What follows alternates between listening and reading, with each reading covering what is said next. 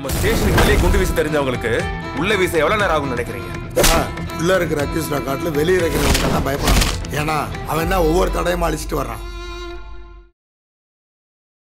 வணக்கம். 2023 வருஷமே பரத்வாஜனங்கன் இந்த நாங்கள் படத்தோட ரிவ்யூவை அவருடைய வெப்சைட்டில் எழுதியிருந்தார். ஃபிலிம் ஃபெஸ்டிவல்ஸ்லாம் ஒரு பெரிய ரவுண்ட் அடிச்சுட்டு இப்போ தியேட்டர்ஸில் இந்த படம் ரிலீஸ் ஆயிருக்கு. என்டர்டெயின்மெண்ட்டுக்கான படம் இது இல்லை, அதனால் நிறைய ஸ்க்ரீன்ஸில் இந்த படம் நேச்சுரலி ரிலீஸ் ஆகலை. சென்னையில் நாளையிலேருந்து மொத்தமாக ஒரு 4-3 ஷோஸ் தான் ஓடுது.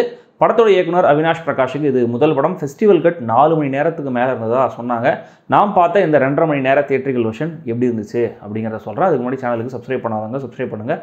வீடியோ எப்படி இருந்துங்கிறத கமெண்ட்டில் சொல்லுங்கள், லைக் பண்ணுங்கள், ஷேர் பண்ணுங்கள்.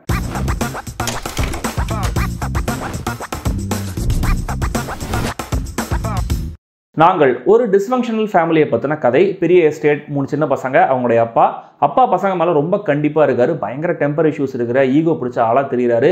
அப்பாவை கண்டாலே அந்த பசங்க பயந்து நடுங்குறாங்க. இந்த பசங்களுடைய வாழ்க்கையில் ஒரு சாப்டர் தான் இந்த படம். ஏன் இந்த பசங்க அப்பாவோட கஷ்டப்படணும், அந்த அப்பா கேரக்டர் ஏன் இப்படி ஒரு ஆளாக இருக்காரு, இந்த பசங்களுடைய அம்மாவுக்கு என்ன ஆச்சு, பெரிய எஸ்டேட் தோட்டம்லாம் இருந்துமே கூட ஒரு வேளை சாப்பாட்டுக்கே கஷ்டப்படுற நிலைமையில ஏன் இருக்காங்க, இதை எல்லாத்தையுமே ரொம்ப சாதாரணமாக நிதானமாக நாவல் மாதிரி பதிவு பண்ணியிருக்கிற படம் தான் இந்த நாங்கள்.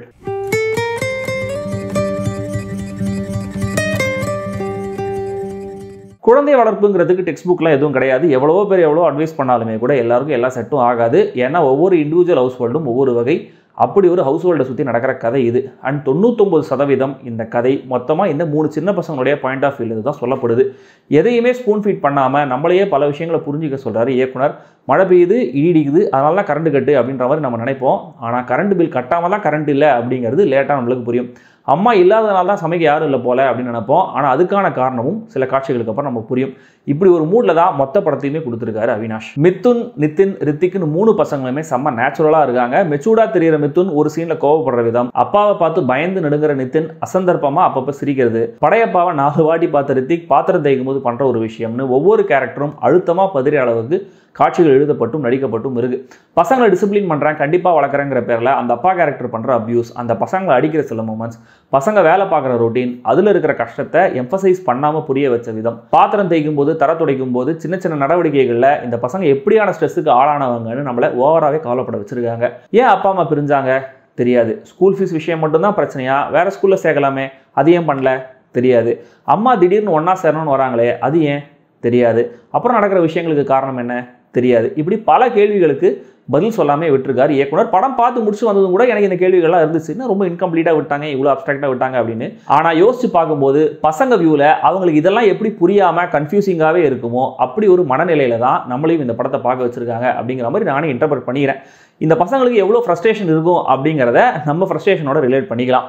முழுக்க கிரிம்மா ஸ்லோவாக தான் படம் நகருதா அப்படின்னு கேட்டிங்கன்னா இல்லை, நிறைய லைட்டர் மூமெண்ட்ஸும் வச்சிருக்காரு இயக்குனர். இன்ஃபேக்ட் சீரியஸான சில சீன்ஸில் கூட அப்பா கேரக்டர் பேசுகிற விதம், சில டயலாக்ஸ், இந்த பசங்க ரியாக்ட் பண்ணுற விதம்லாம் நம்மளை சிரிக்க வச்சிடுது. இயக்குனரே சினிமாகிராஃபி, எடிட்டிங் ரெண்டுத்தையும் கவனிச்சிருக்காரு. அப்பா கூட பசங்க இருக்கிற சீன்ஸ் எல்லாமே அவங்களுடைய கலர்லெஸ் மூட காமிக்கிற மாதிரி பிளாக் அண்ட் ஒயிட்லையும், பசங்க ஹாப்பியாக இருக்கிற சீன்ஸில் எல்லாம் கலர்லையும் படத்துடைய டோன் மாறின விதம் நல்ல ஐடியா. ஊட்டி பேக்ட்ராப்பே ஒரு க்ளூமியான மூடை இந்த படத்துக்கு கொடுத்துருது. தென் டார்க்கில் ஒரு க்ரீன் ஷேட் அப்பா கேரக்டர் மேலே விழற மாதிரியான சில ஃப்ரேம்ஸ்லாம் ஸ்டன்னிங்காக இருந்தது. ஆல்ரெடி மினிமலிஸ்டிக்காகவே இருக்கிற வேட்சங்கருடைய பின்னணி இசை இன்னும் கூட மினிமலிஸ்டிக்காக இருந்திருக்கலாமோ எனக்கு தோணுச்சு. சில சீன்ஸுக்கு எனக்கு பிஜிஎம் இல்லாமல் இருந்திருக்கலாம்னு தோணுச்சு. இப்படி ஒரு டாக்ஸிக்கான சூழல், ஹிப்போக்ரிட்டிக்கான வயலண்டான அப்பான்னு இருந்துமே கூட திரும்ப அந்த பசங்க அபியூசிவான அவங்க அப்பாவே செலக்ட் பண்ணுறது ரொம்ப யதார்த்தமாக தான் இருந்தது. இது ஒரு வகையில் ஸ்டாக்ஹோம் சிண்ட்ரோம் மாதிரி கூட நம்ம புரிஞ்சிக்கலாம். நானே சில நேரங்களில் என் பொண்ணை அடிச்சுட்டு வச்சுக்கோங்க, நைட்லாம் ஃபீல் பண்ணி சாரியெல்லாம் கேட்பேன். என் பொண்ணு என்ன கண்டுபிடிச்சி எனக்கு ஆறுதல் சொல்லும்போது இதுக்கெல்லாம் நம்ம டிசர்விங்கா அப்படிங்கிற ஒரு எண்ணம் வரும். அப்படி ஒரு ஃபீலையும் சில சீன்ஸில் பர்ஃபெக்டாக கொண்டு வந்திருக்காங்க.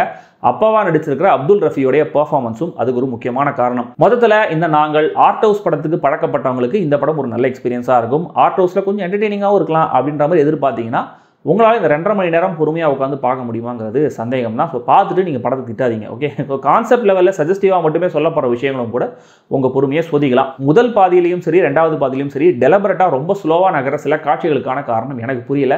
கேத்திங்கிற இவங்களுடைய வீட்டு நாய் கேரக்டரை வச்சு என்ன சொல்ல வந்தாங்க அப்படிங்கிறதும் அப்படியான்னு எனக்கு கொஞ்சம் குழப்பமாக தான் இருந்தது படம் முடியும் போது கூட.